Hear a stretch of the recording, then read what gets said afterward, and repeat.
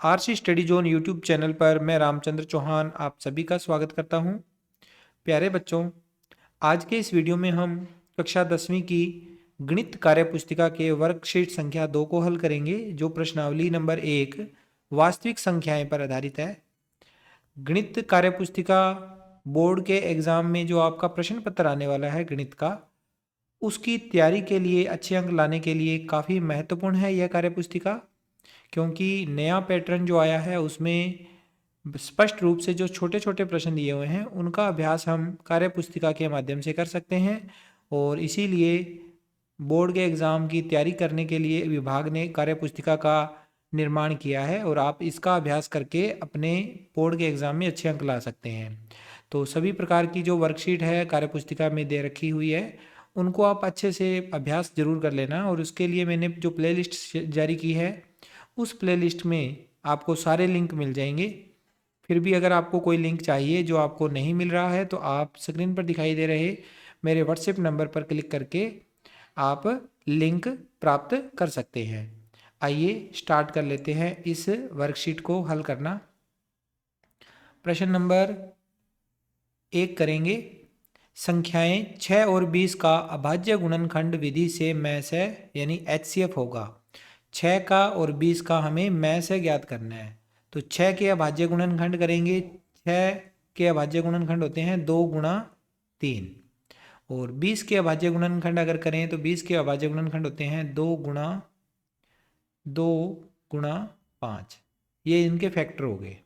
में से में हमें देखना होता है कॉमन नंबर जो दोनों में ही आया हुआ हो। तो 2 एक बार इसमें है, 2 बार इसमें है, तो दोनों में से एक एक 2 कॉमन आ जाएगा, यानी में से आ गया 2। विकल्प ए हमारा सही हल है। ठीक है। दूसरा है पाई क्या है।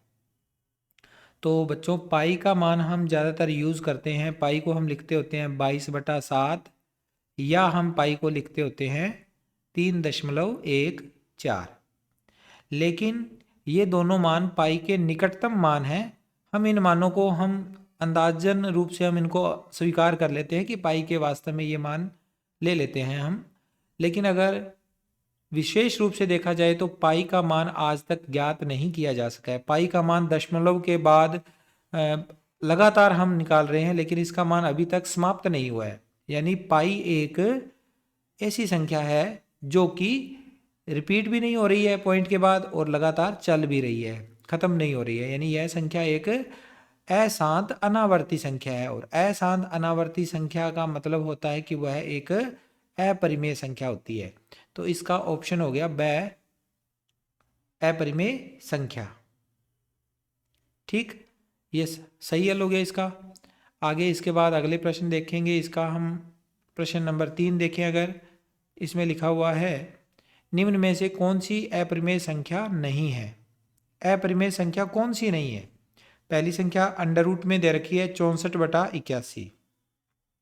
तो 64/81 के ऊपर वर्गमूल लगा हुआ है। तो हम अगर देखें 64 का वर्गमूल तो 8 होता है और 81 का वर्गमूल 9 होता है। यानी इसको जब हमने हल किया तो ये आंसर हमें प्राप्त हो गया। अब यहाँ अंडर रूट 3 क्या है, एक अपरिमेय संख्या है। और अगर इसके गुणा में हम कोई भी संख्या लिख दें जो कि परिमेय है, तो परिमेय और अपरिमेय संख्याओं का गुणा हमेशा अपरिमेय ही रहता है।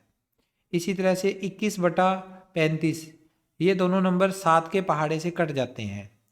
3 आ जाएगा यहाँ, और 3 7 21, 3 5 7 5 35। यानी अगर इसे हल करेंगे तो ये आएगा अंडर रूट का 3 बटा अंडर रूट का 5। तो ये वाला नंबर भी आप देखो अपरिमेय संख्या ही होगी। अंडर रूट 3 एक अपरिमेय संख्या, अंडर रूट 5 एक अपरिमेय संख्या, यानी अंडर रूट 3/5 भी एक अपरिमेय संख्या होगी।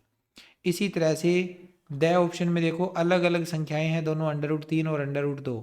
तो इनका भी अगर हम देखें कैलकुलेशन करके तो ये दोनों संख्याएं कौन सी संख्याएं होगी, ये दोनों अपरिमेय संख्याएं ही होगी गुणा करने पर। यानी कौन सी नहीं है, केवल ये ए ऑप्शन वाला हमारा आंसर आता है, यह संख्या अपरिमेय नहीं है। अगला नंबर है इसमें प्रश्न नंबर 4, 5 माइनस अंडर रूट 2 कौन सी संख्या है। परिमेय है, पूर्णांक है, अपरिमेय है, या इनमें से कोई नहीं। तो 5 माइनस अंडर रूट 2, 5 एक परिमेय संख्या है। 5 कैसी संख्या है, परिमेय संख्या है, जबकि √2 एक अपरिमेय संख्या है। परिमेय में से हम अगर अपरिमेय को घटाएंगे तो आंसर हमारा अपरिमेय ही आएगा। पता होगा आपको ये बात। अगर हम परिमेय और अपरिमेय का माइनस करें तो अपरिमेय आंसर आता है। विकल्प से इसका सही आंसर होगा। आगे है 5वां प्रश्न। 1260 के अभाज्य गुणनखंडों को घातांक के रूप में लिखिए।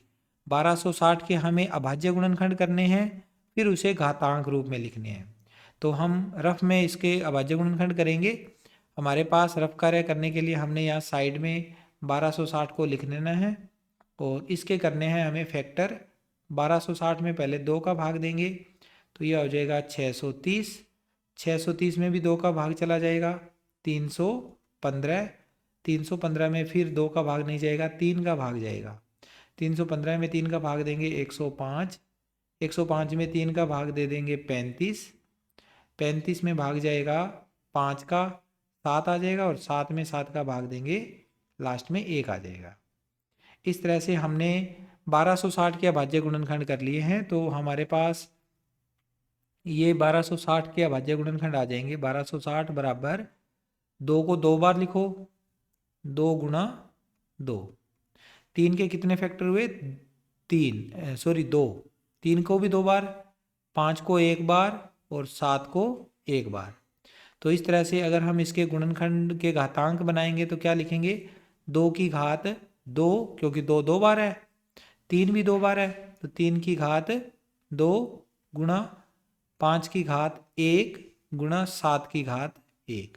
घातांक रूप में हमने इसको नोट कर दिया। अगला 6ठा प्रश्न। संख्याओं 55 व 88 का लैस है यानी एलसीएम ज्ञात कीजिए। 55 और 88 का लैस है ज्ञात करना है।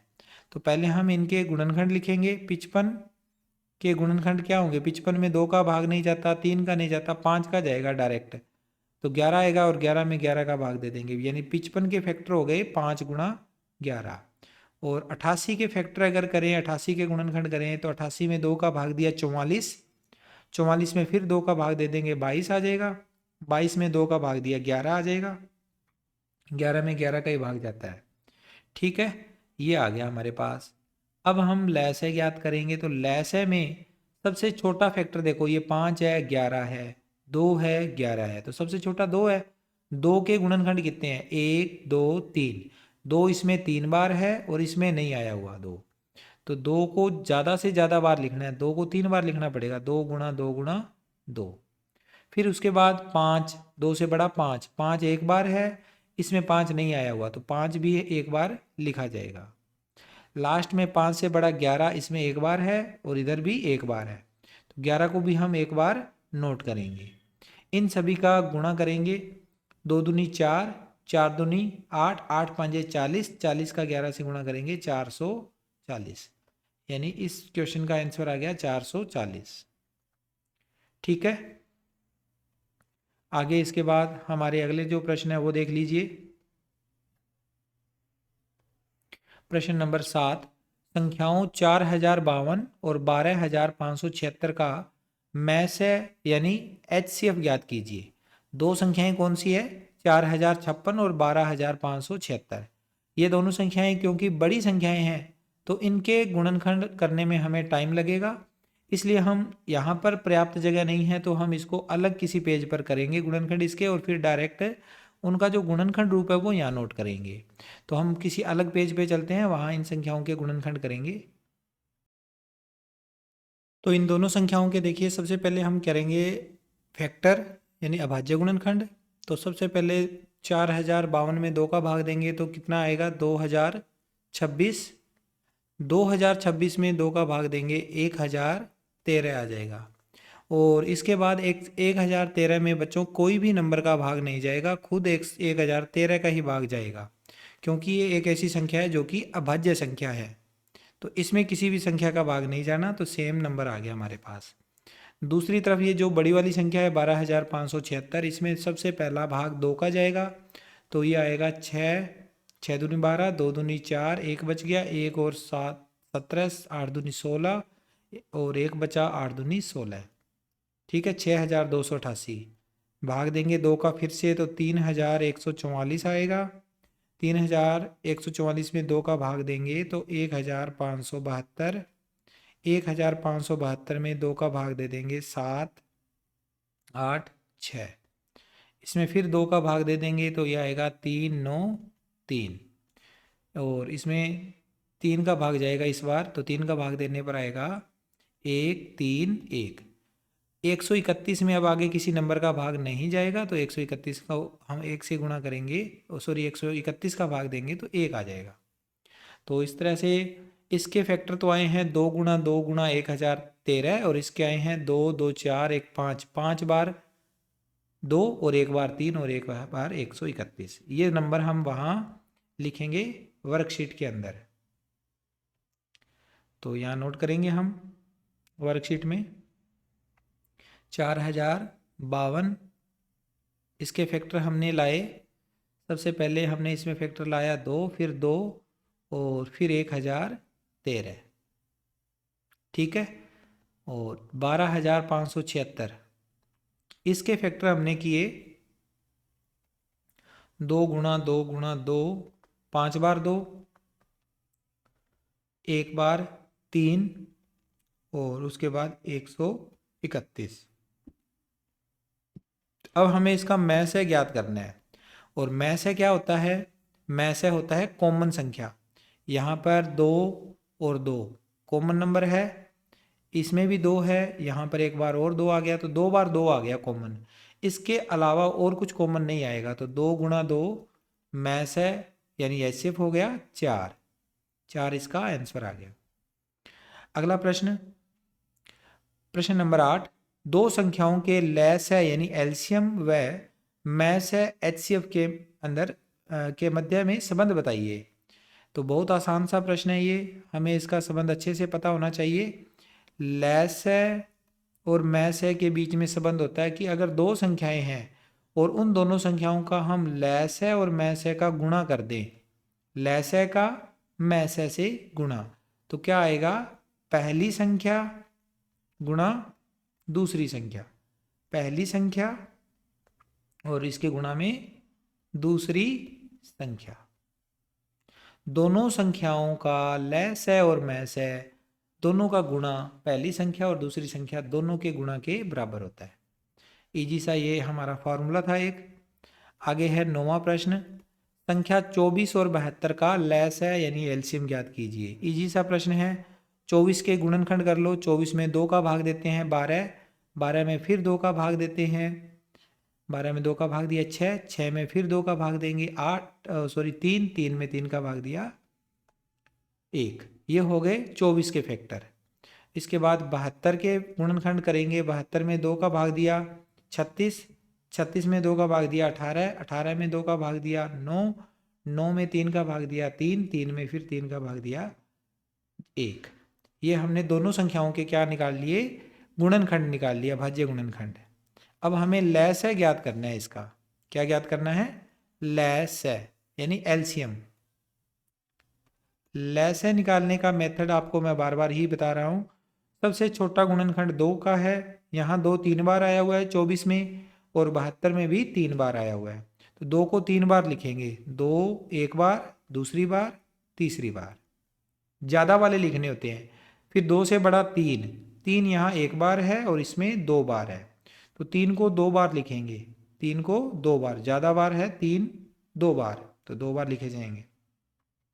अब कर दो इनका गुणा, 2 दूनी 4, 4 दूनी 8, 8 तिया 24, 24 तिये 72, तो एलसीएम कितना आ गया? 72 आ गया। ठीक है। अगला प्रश्न, x दिया हुआ है हमें 2 की पावर 3 गुणा 3 की पावर 2, और y दिया हुआ है 2 की पावर 2 गुणा 3 की पावर 2 हो, तो x और y का लैस है व मैस है ज्ञात कीजिए। तो दोनों चीजें ज्ञात करनी है। एक तो लैस है ज्ञात करना है, किनका? x और y का। x और y दो संख्याएं हैं, x और y, इनके आगे हमें फैक्टर लिखे हुए दिख रहे हैं, x के फैक्टर है और ये y के फैक्टर है। अब लैस है में 2 को देखो, पहले 2 3 बार है, इधर 2 बार है, तो ज़्यादा वाले लिखने हैं। 3 को हम 2 बार ना लिख के 3 बार लिखेंगे। 2 को 2 गुणा 2 गुणा 2, 3 बार इसलिए लिखा है क्योंकि इसमें 3 बार है, इधर 2 बार है y में, तो ज़्यादा वाले लिखने हैं। फिर 3 के फैक्टर देखिए, 3 यहाँ 2 बार आया हुआ है, 3 इंटू 3, 3 की पावर 2 है, यहाँ पर भी 3 की पावर 2 है, तो 3 को जो हम लिखेंगे 2 बार लिखेंगे, दोनों में बराबर बराबर है, तो ये हो गया। अब इनका अगर गुणा करेंगे, 2 दूनी 4, 4 दूनी 8, 8 तिये 24, 24 तिये 72, इसका आंसर भी आ गया 72। ये तो हमारा लय से आ गया। अब अगर मैं से निकालना हो तो मैं से में HCF में हमें कॉमन देखना होता है। 2 के यहाँ कितने गुणनखंड है? 3 गुणनखंड है, क्योंकि 2 की घात 3 है, और यहाँ 2 के गुणनखंड कितने हैं? 2 है। तो 2 की घात 2 है, 2 की घात 3 है, तो 2 की घात 2 कम है, 2 को 2 बार लिखेंगे। ठीक है, यहाँ 3 की घात आगे देखिए, 3 की घात 2 है, 3 की घात 2 है, दोनों में एक जैसे ही है, तो 3 की घात 2 बार आएगी, 3 इंटू 3। अब गुणा कर दो, 2 दूनी 4, 4 तिये 12, 12 तिये 36, यानी इस प्रश्न का जो मैस है वो कितना हुआ? 36 हुआ। इस तरह से हमने कार्यपत्रक संख्या 2 वर्कशीट नंबर 2 को हल कर लिया है। आई होप आपको सारे क्वेश्चन अच्छे से समझ में आए हैं। मैं मिलता हूँ आपसे नेक्स्ट वीडियो में। Take care, bye bye.